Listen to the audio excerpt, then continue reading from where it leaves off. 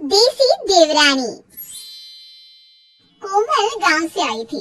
हालांकि कोमल काफी पढ़ी लिखी थी, पर फिर भी वो अपनी जेठानी जैसी नहीं थी, क्योंकि कोमल की जेठानी सपना शहर की लड़की थी, जो कि पढ़ी लिखी होने के साथ साथ मॉडर्न भी थी और नौकरी भी किया करती थी। तो वहीं कोमल घर का काम करती थी। जब शांति की दोनों बहू घर में आई तो सभी को यही लगा कि अब तो शांति की दोनों बहुओं के बीच में बिल्कुल नहीं बनेगी। अरे ये क्या, एक गांव की और एक शहर की बहू होने के बावजूद भी कोमल और सपना में बहनों जैसा प्यार था। ऐसे ही एक दिन, अरे दीदी आप आ गई, आप बैठिए, मैं अभी आपके लिए चाय बना देती हूँ। सच में कोमल, तुम तो मेरे बोलने से पहले ही मेरे दिल की बातें समझ जाती हो। अच्छा, बच्चे ट्यूशन गए हैं या आ गए?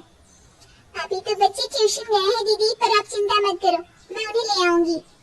कोमल बाबू, तुम्हें बच्चों को लाने की जरूरत नहीं है, इतना काम तो मैं भी कर सकती हूँ।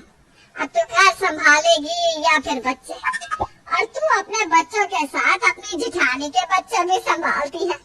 मुझे तो अपनी दोनों बहुओं के बीच में इतना प्यार देखकर बहुत अच्छा लगता है। भगवान ना करे तुम दोनों के प्यार को कभी किसी की नजर लगे। माँ जी, जिस प्यार में और अपनेपन में विश्वास होता है ना, वहाँ किसी की नजर नहीं लगती। शांति अपनी दोनों बहुओं से बात कर रही होती है और कोमल अपनी सास और जेठानी के लिए गर्मा गर्म चाय बनाती है कि तभी उनकी पड़ोसन कमला शांति के घर आती है और दोनों बहुओं के बीच का प्यार देखकर शांति से कहती है, शांति बहन, तुम्हारे तो भाग्य खुल गए इतनी अच्छी बहुएं पाकर। अरे एक गांव की पढ़ी लिखी होने के बाद भी घर और बच्चों को संभालती है, तो वहीं दूसरी बहू मॉडर्न है, जो बाहर काम करने जाती है और अपने खर्चे के साथ अपनी देवरानी का भी खर्चा उठाती है। क्यों कमला, तुझे क्या मेरी बहुओं के बीच का प्यार खटक रहा है? अरे शांति, कैसी बात कर रही है? मैं तो बस मिसाल दे रही हूँ। हमारे पूरे मोहल्ले में ऐसा परिवार नहीं है किसी का। आइए आइए आंटी जी, आकर बैठिए और चाय की मजे लीजिए। चाय की चुस्कियों में जो मजे है ना, वो बातों में नहीं है। बस आंटी जी, आज आप बहुत दिनों बाद घर आई हैं। अरे बहू रानी, मैं तो तुम्हारे परिवार को न्योता देने आई थी। अगले महीने मेरी बेटी की शादी जो है, ये लो शादी का कार्ड। कमला शादी का कार्ड देती है और चाय की चुस्कियां लेकर अपने घर चली जाती है। समय यूं ही बीतता है और समय के साथ इसी तरह से शांति के घर में खुशियां बनी रहती है। पर एक दिन कोमल की तबीयत खराब हो जाती है, इस वजह से घर की सारी जिम्मेदारी सपना के ऊपर आ जाती है। दीदी, आप अभी तक ऑफिस नहीं गई, आपको लेट हो रहा होगा। कोमल, तेरी तबीयत खराब है, ऐसे में मैं ऑफिस कैसे जा सकती हूँ? इसलिए मैंने कुछ दिनों के ऑफिस से छुट्टी ही ले ली है। जब तक तेरी तबीयत ठीक नहीं हो जाती, घर और बच्चों को मैं संभालूंगी। इस तरह से सपना तब तक घर में छुट्टी करके रहती है जब तक कि कोमल की तबीयत ठीक नहीं हो जाती। इस तरह सपना के ऊपर ऑफिस, घर और बच्चों की जिम्मेदारी पड़ जाती है। समय यूं ही गुजरता है। कोमल की तबीयत ठीक हो जाती है और कोमल की तबीयत के ठीक होते ही एक बार फिर सपना ऑफिस जाने लगती है। और इसी बीच शांति की बेटी कसक घर आती है। कसक अपनी भाभीयों के बीच में इतना प्यार देखकर चल जाती है और मन ही मन सोचती है, एक मेरी दोनों भाभियां देवरानी जेठानी होने के बाद भी एक दूसरे से इतना प्यार करती है, और एक मेरी देवरानी जेठानी है जो हर समय मेरे सर पर बैठी रहती है। जब मेरी जिंदगी में खुशियां नहीं है, तो मैं अपनी भाभियों के बीच में इतना प्यार कैसे देख सकती हूँ? आखिर जब तक देवरानी जेठानी लड़े ना, देवरानी जेठानी कैसे लगेगी? इतना बोलकर कसक अपनी दोनों भाभियों के बीच दरार डालने की कोशिश में जुट जाती है और इसकी शुरुआत करती है कोमल से। जब कोमल अपने और अपनी जेठानी के बच्चों को पढ़ा रही होती है, साथ ही साथ घर के काम भी कर रही होती है।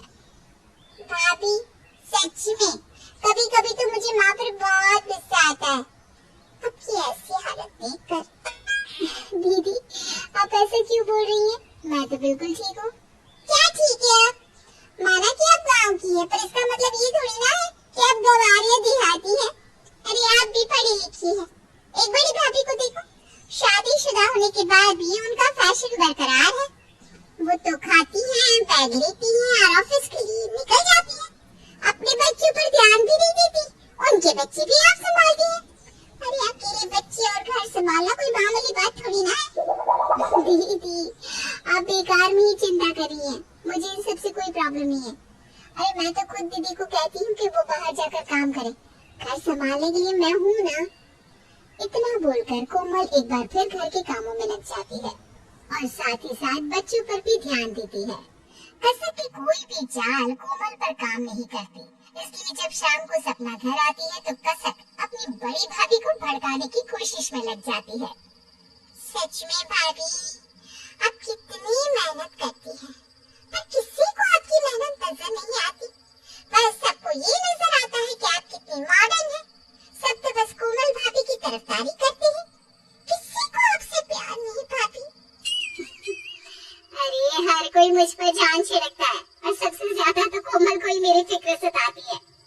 ये सब सिर्फ दिखावा है भाभी, सच्चाई तो कुछ और ही है जिससे आप अनजान हैं। आप नहीं जानती, आज ना हद ही कर दी कोमल भाभी ने। इतना भी भला कोई किसी की बुराई करता है क्या? अच्छा, ऐसा क्या कह दिया कोमल ने मेरे बारे में? आप यकीन नहीं करोगी भाभी, क्योंकि मुझे भी यकीन नहीं हो रहा था जब कोमल भाभी आपकी बुराई कर रही थी। वो कह रही थी घर ना संभालना पड़े, बच्चे ना संभालने पड़े, इसीलिए तो बड़ी भाभी नौकरी करती है और 2 बच्चों की माँ होने के बाद भी खुद को 24 साल की लड़की समझती है। अरे वो तो ये भी कह रही थी कि अगर वो ना होती तो पता नहीं आपके बच्चों को क्या होता।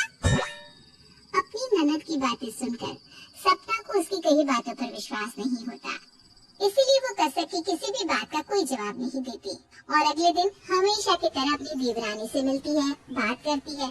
पर उन दोनों का प्यार तो अब भी ऐसे ही बरकरार देखकर कसक सपना से एक बार फिर कहती है, सपना भाभी, कोमल भाभी की सच्चाई पता चलने के बाद भी आप उनके साथ इतने अच्छे से कैसे बर्ताव कर सकती हैं? ऊपर से आप अभी भी उनका खर्चा उठा रही हैं। आखिर आप अपनी देवरानी का खर्चा कब तक उठाएंगी? दीदी, आपको पता है, ऑफिस में बिजी होने के बाद भी मैं और कोमल हमेशा रात को एक साथ बैठकर सीरियल देखते हैं। वो भी घर में बिजी होती है, मैं उसके खर्चे उठाती हूँ, वो मेरे बच्चे संभालती है। मैं बाहर जाकर काम करती हूँ, वो घर में काम करती है। पर फिर भी हम दोनों टाइम देते हैं एक दूसरे को और सारी बात शेयर करते हैं। इसलिए आप अपनी ये आदत छोड़ दो, क्योंकि आपकी दाल यहाँ नहीं गलने वाली। भाभी, आप क्या कहना चाहती हैं? मेरी दाल नहीं गलने वाली से क्या मतलब है आपका?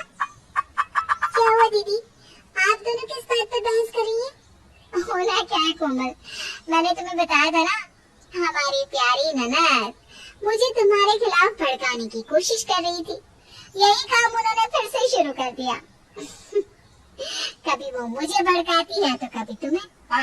पर ये बात नहीं जानती कि हम दोनों के बीच कुछ नहीं छिपता। हम दोनों सारी बात एक दूसरे को शेयर करते हैं और इसी वजह से हमें इनके प्लान के बारे में भी पता चल गया कि हमारे बीच में दीदी कैसे फूट डालना चाहती है, क्योंकि खुद की तो कभी अपनी देवरानी जेठानी से इनकी बनी नहीं। दीदी, आप इस घर की बेटी हैं, कुछ दिनों के लिए मेहमान बनकर आई हैं, क्यों इस तरह की हरकत कर रही हैं? अगर ये बात माँ जी को पता चल गई ना तो उनके दिल को कितनी ठेस पहुँचेगी। इसलिए अच्छा यही होगा कि आप इस तरह की हरकतें ना करें। सपना और कोमल मिलकर कसक को अच्छा सबक सिखाती है, जिसके बाद कसक का वो बन जाता है और वो नाराज होकर अपना सामान लेकर अपने ससुराल वापस चली जाती है।